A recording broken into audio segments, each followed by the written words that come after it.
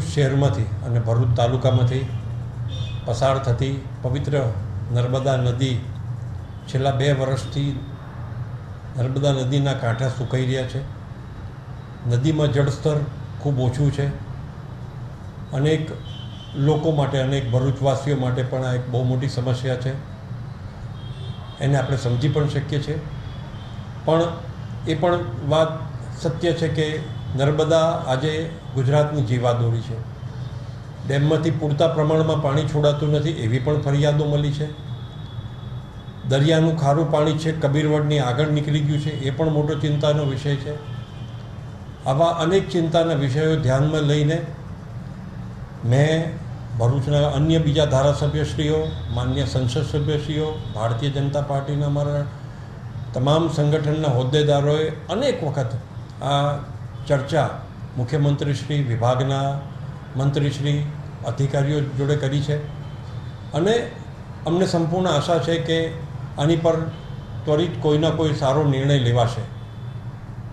ખારું પાણી દરિયાનું ભરૂચમાં નર્મદા નદીમાં આવી જાય છે, એના માટે થઈને સરકારે કોઝવે કમ વિયરવે ભાડભૂત પાસે પણ કરોડો રૂપિયાની જોગવાઈ કરી છે. જેવો ટ્રિબ્યુનલનો ચુકાદો આવશે, પર્યાવરણનો ચુકાદો આવતાની સાથે જ આ કામગીરી શરૂ થવાની છે.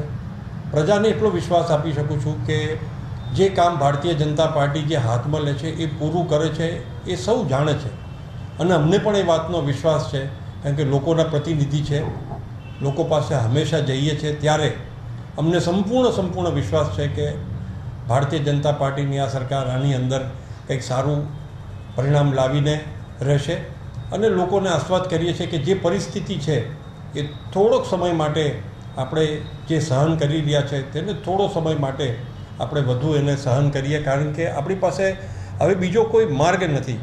ત્યારે મુખ્યમંત્રીશ્રીને પણ રજૂઆત કરી છે, એ પણ સ્વીકાર્યું છે અને જેટલા બને એટલું વહેલું નર્મદા નદીમાં આપણું પાણી ત્યાંથી આવે ને આપણી આ જે મુશ્કેલી છે એમાંથી આપણો હલ થાય એ પ્રકારનું સરકાર ચોક્કસ વિચારી રહી છે. અને વખતો વખત જ્યારે સમય અંતરે મુખ્યમંત્રી ભરૂચ આવ્યા હોય ત્યારે પણ તમામ ટીમે આ રજૂઆત હંમેશા સરકાર સમક્ષ અને મુખ્યમંત્રીશ્રી તરફ મૂકેલી છે.